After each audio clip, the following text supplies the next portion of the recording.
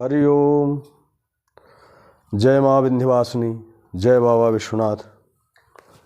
आप सभी को अभिनंदन वंदन। देखिए, जो चक्र बना हुआ है उस चक्र में अंक नहीं है, यह भाव का नाम लिखा हुआ है। अंक देखिए यहाँ लिखा हुआ है 1 2 3 4 5 6 7 8 9 10 11 12। यह जो अंक है यह राशि है। क्या है? राशि। अंक जो है वो सब राशियां हैं। यहाँ हम राशि के बारे में भी नहीं बता रहे हैं। यहाँ क्या बता रहे हैं? तन। यह भाव क्या है? तन भाव है। यह धन भाव है, यह सहज भाव है, यह सुख है, पुत्र, रिपु, स्त्री, मृत्यु, धर्म, कर्म, आय, व्यय। यह 12 भाव भी हैं। इनको भाव के रूप में भी जाना जा सकता है। देखिए यहाँ तन, धन, सहज, सुख, यह क्रम से लिखा हुआ है। अब इस घर से हम क्या क्या देख सकते हैं? ग्रह तो बाद में देखा जाएगा, पहले इस घर से हम क्या क्या प्राप्त कर सकते हैं। ठीक है? जिस भूमि में हम उपजाऊ भूमि है तो उसमें हम कौन सा बीज डालें कि वह उपज जाए, तो यहाँ हम क्या मांग करें इस घर से कि वो हमें प्राप्त हो जाए। तो यहाँ हमें क्या क्या मिल सकता है? आइए, यहाँ प्रथम नंबर 1 नंबर में तन भाव। यह 1 लिखा हुआ है। पहला घर के हिसाब अगर देखेंगे, पहला घर कौन सा है तो तन भाव है। अगर राशि देखेंगे तो यह 1 2 3 जो लिखा हुआ है वो मेष, वृष, मिथुन, कर्क है। तो यहाँ क्या पहले से क्या हम ले रहे हैं? तन भाव। तन भाव क्या है? ये है। इससे हम क्या क्या प्राप्त कर सकते हैं? इस घर से शरीर के बारे में जान सकते हैं। तन मतलब होता है शरीर। शरीर के बारे में जान सकते हैं। रूप के बारे में हम यहाँ से पता किया जा सकता है। उसकी बुद्धि कितनी है, बुद्धि की प्रबलता और बुद्धि की कमी यहाँ से हम जान सकते हैं। और सुख भाव भी यहाँ से हम देख सकते हैं कि इसमें क्या, इस व्यक्ति को जिसकी यह कुंडली है वह सुख करेगा या नहीं, या दुख को प्राप्त करेगा। यह तन भाव से हम बस इतना ही जानिए। 4 5 है तो यहाँ और, लेकिन ये प्रधान है तो बहुत, लेकिन यह प्रधान है। तो इससे हम इतने इस घर से हम ले सकते हैं।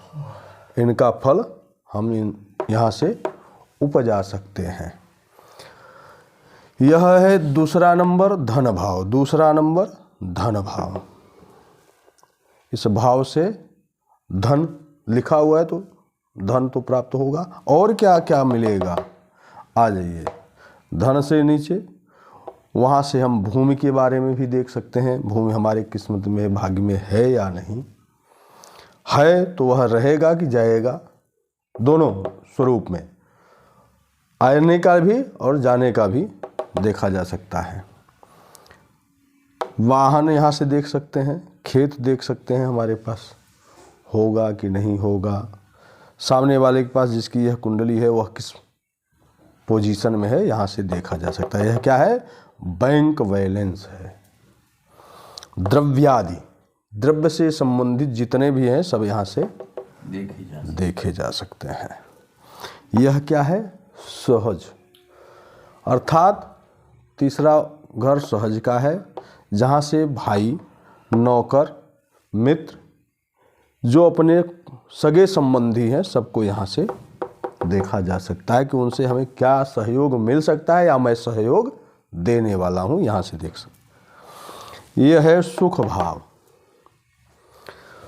चौथा यह केंद्र, पहला केंद्र, 7वां केंद्र और यह 10वां केंद्र। इन चारों को आप जानिए, यह केंद्र है। ठीक है?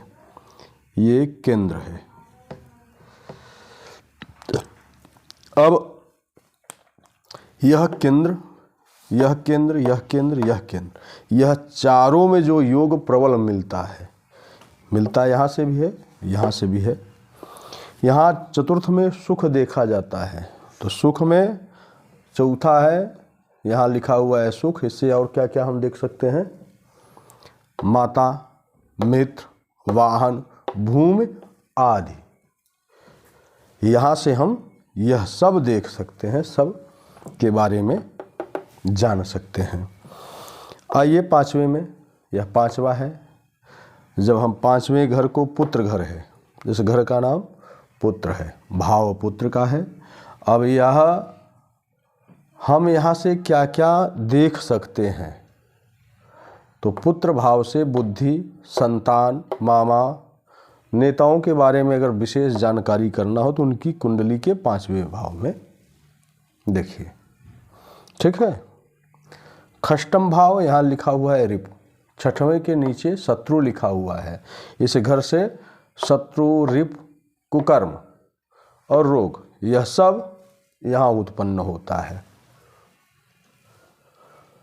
रोग होना और रोग का जाना, यहाँ शुभ घर, शुभ राशि एक दूसरे को देखते रहें, शुभ ग्रह एक दूसरे के युति में हो, तो यहाँ रोग अगर हुआ है तो वह समाप्त हो जाएगा। विशेष सप्तम भाव में क्या देख रहे हैं? स्त्री कारक है।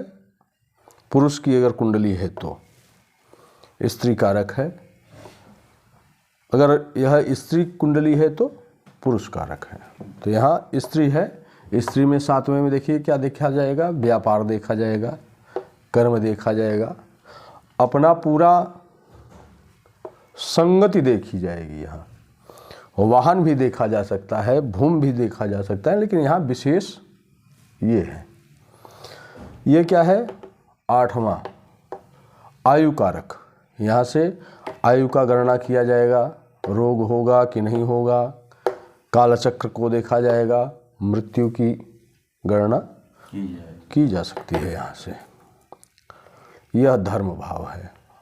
व्यक्ति का धर्म में कितना आस्था है, कितना वह धर्मज्ञ है, यह देखने के लिए उसकी कुंडली के नवम भाव से देखेंगे, जिसका नाम है धर्म भाव। वहाँ से भाग्योदय भी होता है, दान कर्म भी होता है, दान धर्म, यह सब यहाँ से देखा जा सकता है। यह 10वां घर है, 10वां कर्म भाव। कर्म भाव से विशेषकर पिता को देखते हैं। यहाँ से पितृयोग कहते हैं नहीं, राहु केतु के अंतराल में सभी ग्रह हो जाते हैं तो कालसर्प दोष होता है, और यही राहु केतु यहाँ अगर बैठ गए तो वह पितृकारक योग बनाते हैं। वह सब आपको आगे पढ़ने को मिलेगा। आपको फलादेश करने के लिए सब कुछ आपको दिमाग में बैठाना पड़ेगा। अंगुरी वहाँ पड़े राशि पे, तो उस वहाँ राशि भाव कौन सा है, उस भाव के कौन कौन से फल हैं, उस भाव में कौन से अंक है, कौन अंक है, उस अंक के अनुसार उसका राशि क्या है, उस राशि का स्वामी क्या है, उसका फल क्या है, यह सब एक बार केवल अंगुरी रखते ही आ जाना चाहिए। वह सब आपको दिमाग में बैठेगा, तब आप सबका निचोड़ निकालेंगे। और कल आपको बताए तो आप कहे कि 5वां जो है सूर्य का स्थान है तो एक पे काहे बैठ गया, ऐसे नहीं ना होगा। यह मेष राशि है, मेष का स्वामी तो मंगल है, लेकिन 5वां जो है वह सिंह है, सिंह का स्वामी जो है सूर्य है। तो जरूरी नहीं कि सूर्य जो है 5 पे बैठेगा, 4 पे बैठेगा, 6 पे बैठेगा, राशि के अनुसार। अब शनि जो है किस राशि पे है, गुरु किस राशि पे हुआ, साल गुरु एक साल में एक बार एक राशि पे आता है, 12 महीने घूम के फिर आएगा। यह सब काल, इसका समय क्या है वह चक्र भी बताया जाएगा। एक ग्रह कितने दिन तक एक राशि पे रहते हैं वह सब बताया जाएगा। लेकिन अभी आप जानिए यह कर्म, कर्म का जो है पिता, यहाँ राजयोग भी देखा जाएगा, धन और इसका स्वभाव भी देखा जाएगा, ठीक है। आइए, यह आय भाव है। यहाँ धन भाव है, यहाँ आय भाव है। आय का मतलब होता है कमाई। आय का मतलब होता है कमाई। आय का मतलब कमाई। तो धन वाहन राजयोग सब यहाँ से देखा जाएगा। एकादशे सर्वलाभ हो, यहाँ सभी प्रकार का लाभ है। ठीक है, केवल लाभ ही लाभ है, ये है यहाँ, वहाँ लाभ ही लाभ है। 12वें में व्यय स्थान है। यहाँ नशा, खर्चा, हानि, रोग सब यहाँ से देखा जाएगा। व्यक्ति का स्वभाव भी यहाँ से देखा जाएगा। ठीक है, तो यह घर 12 भाव हैं, उनका अपना अपना यह फल है। उनके साथ जो ग्रह बैठे हैं उनका फल और इनका फल सब मिलाया जाएगा। घर अगर ऐसे देखेंगे तो ये 1 2 3 4 5 6 7 8 9 10 11 12। ठीक है, यहाँ के सब अपने अपने देवता हैं। लेकिन हम जो फलादेश करेंगे तो इनका तो लेंगे ही लेंगे, उसमें जो अंक लिखा हुआ है उसका भी लेंगे, जो ग्रह बैठे हुए हैं उनका भी लेंगे। अब इतना ही नहीं, आपको जो पढ़ाया गया अंश, तो वह अंश किस ग्रह पे कितना अंश व्यतीत हुआ, उसका बाल्यपन है, युवापन है, वृद्धापन है, यह सब देखते हुए तब फलादेश करेंगे।